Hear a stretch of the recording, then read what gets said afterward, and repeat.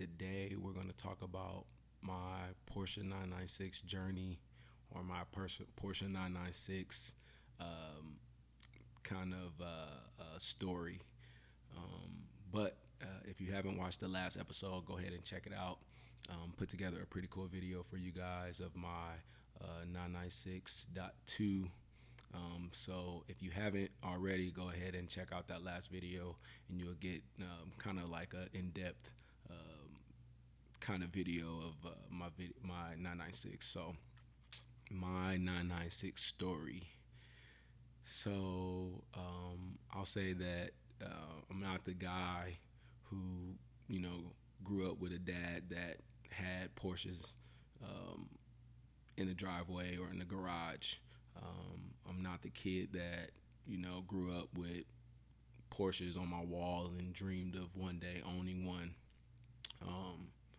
I grew up in the south suburb of Chicago, so the cars that were always desirable to me was the Monte Carlos, the Grand Nationals, the Regals, box Chevys, Chevy Caprices, the bubble bodies.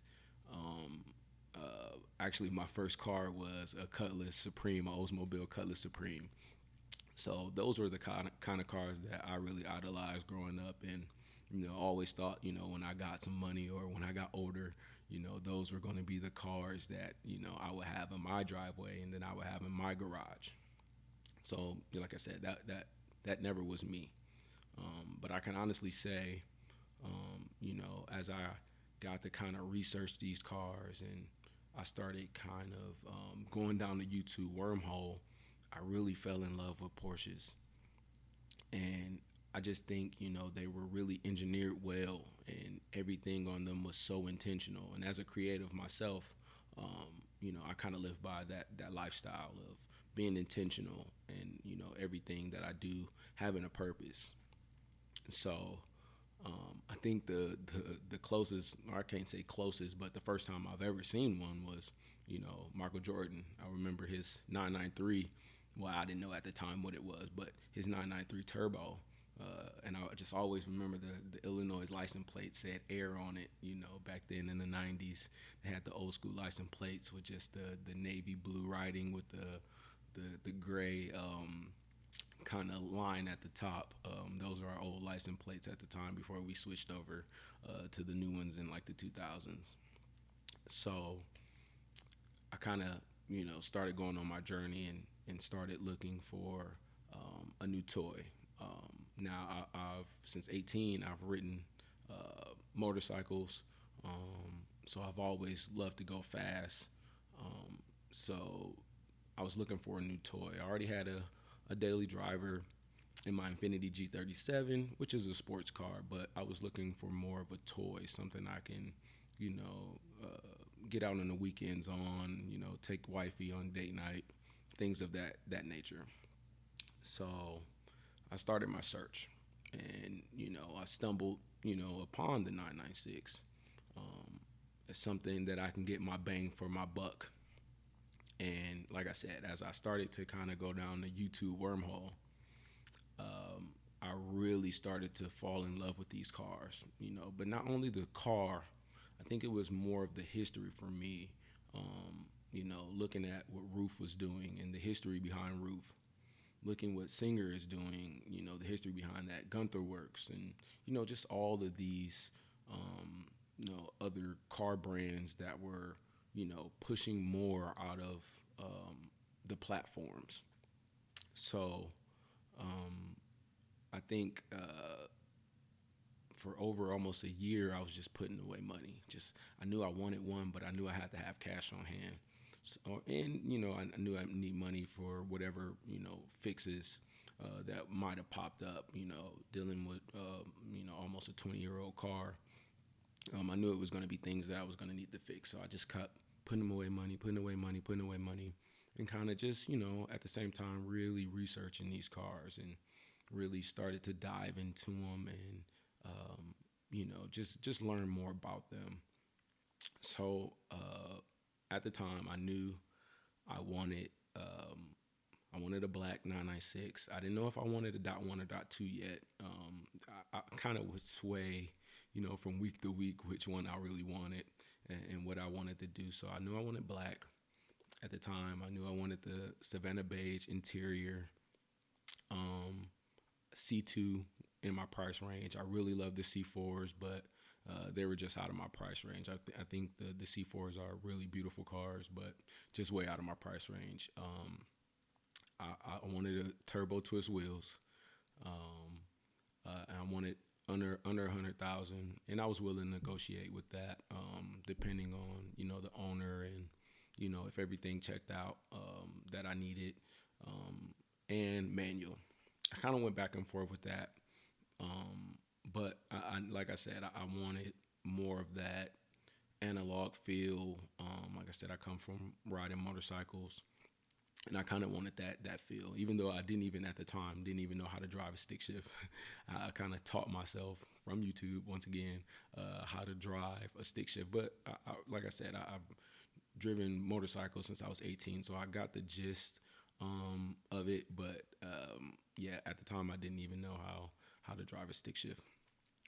So as you see from the video, if you watch the last video, I got none of that. Well, I did get a C2 in under 100,000 miles, but the things on my checklist, I didn't get everything on that, but I got the best car for me at the best time. So the very first car that I was seriously wanted to look at was in California, and once again, I'm here in Las Vegas, Nevada. So I kind of looked at the neighboring states, Arizona, Utah, Oregon, California. I even looked at a couple in Washington, I believe. And I kind of want to stay close just for shipping, the shipping factor and trying to get the car to me. So I looked at the neighboring states. So the first car that I stumbled upon that I was really serious about was in California. And this car, had checked all the boxes except for I think the Savannah beige interior. I think this one was black on black C2, under 100,000 miles at, a small Porsche dealership. Pretty reputable, I would say, dealership after looking at Yelp reviews and, things of that, Google reviews and things of that nature, but pretty reputable.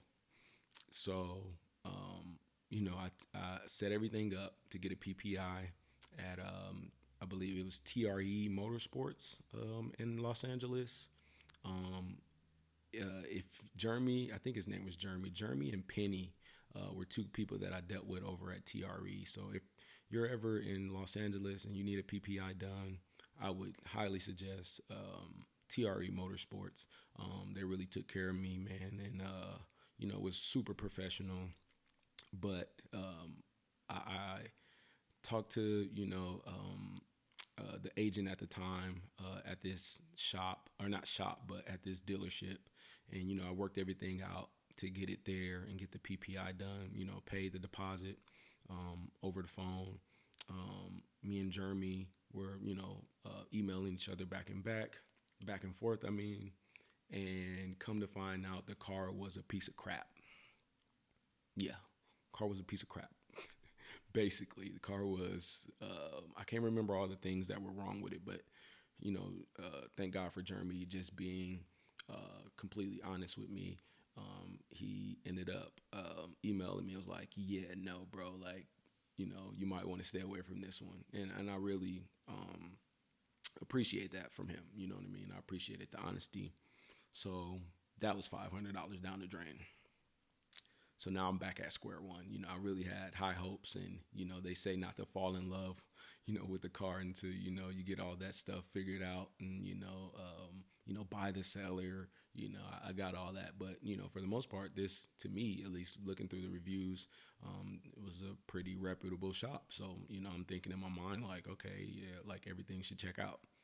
But it didn't. So that was kind of like a blow to the chest. So the second car that I was kind of serious about, me and my wife were just in LA just for the weekend. She's from LA, so we were kind of in town just, for the weekend.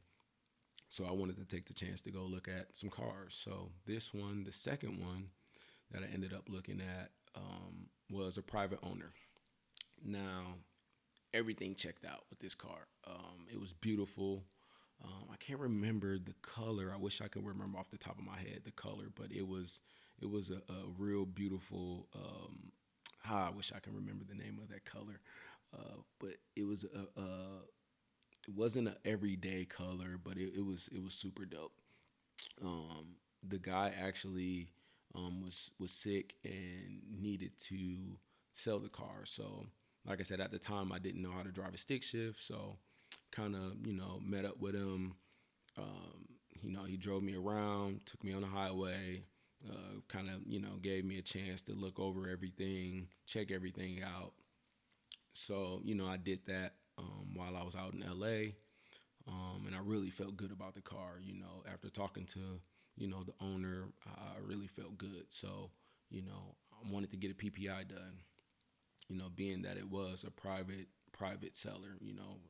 I wasn't at the time. I wasn't that knowledgeable to be able to just make a decision right there and be able to say, all right, let's do this. So I wanted to get a second opinion. So tried to get it over to TRE again, but at this time I had drove back to Vegas, so I wasn't in LA at the time. I had talked it out with him to, be able to drop the car off and be able to get a PPI done. So that was the deal at the time. So get back to Vegas. It maybe was maybe a day or two after we got back. I'm asking him, was he able to, take it back down to TRE to get a PPI? And he tells me that he sold it. Yeah, he told me that he sold it.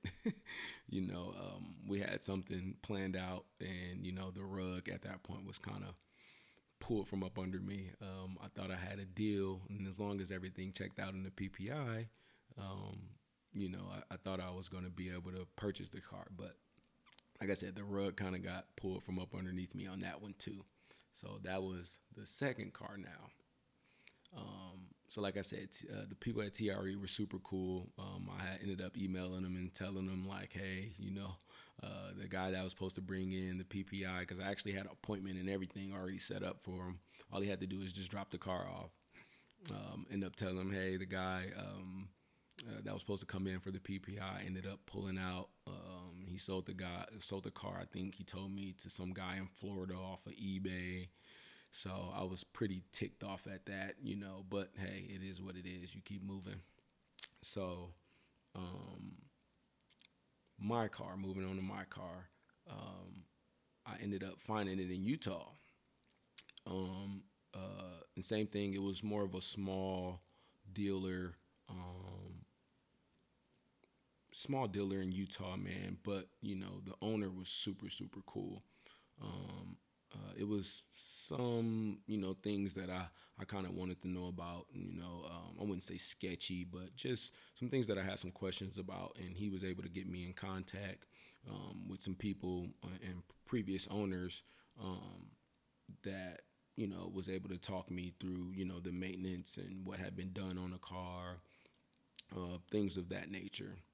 So I ended up getting the PPI done also on that one. And everything came back good. Well, actually, it was one thing on it that needed to be fixed, but it wasn't too big of a deal. So the morning of, I was supposed to go get it, right? I remember that morning I woke up super early. I'm an early guy, so I wake up really early in the morning. I think my flight was supposed to leave out at like 7 from here going to Utah, but whenever you're buying like a big purchase, like you get nervous. My nerves were kind of just like, oh man, like, am I doing the right thing? At the time I had a kid on the way. And my wife is absolutely amazing. She knew I knew what I was doing, and I wasn't gonna mess the money up or anything like that. Or anything of that nature. So she was super super cool with kind of giving me the go ahead that I can do this, but this was during COVID. So I couldn't find any Ubers, and my wife was still working at the time, and I didn't want to, kind of inconvenience her and have her drop me off at the airport because she works pretty early in the morning. So I was looking for Ubers, Lyfts, and literally no, I couldn't get not one. Like I think maybe on if you ever called a Lyft or Uber, it kind of shows you the map of where you're at. I think it was maybe like two cars in my area, and that was it. So couldn't even get a ride to the airport to even look at it. So that went. And the morning, once the sun came up or whatever, or it was normal business hours for that dealership, I ended up contacting him and saying, "Hey, bro, like I missed my flight this morning. I'm still interested, in the car. Like, what can we work out as far as getting it to me?" So he was super super cool, understood everything that was going on, and with it being COVID and all of that stuff. He was able to get me the car shipped to me. So that was super, super awesome of him, being able to, get the car to me. So I think it might have took probably about 2 days. He was able to get it transferred out to me, and I have my new baby. So, yeah, that was kind of like my a quick story, of my Porsche journey and kind of how I've came into owning my 996.2, and I can honestly say, man, ever since getting the car, man, it's been a blast. Still some things I'm working on, and you guys will be able to witness the things that I've been working on, in later videos. But I just wanted to kind of give you the story of how I kind of went in and two cars were snatched from up under me, or ended up not working out. But I think, like I said, I got the best car, at the best time. So I'm been super, super happy with the car ownership so far. And, I just look forward to, spending more time with it and, getting to really know it and, continue to fix on the things that I want to fix on, like I said, which we'll explain in later videos. But we'll get into that later. If you haven't already, go ahead and hit that like button, hit that subscribe button. And until next time, peace.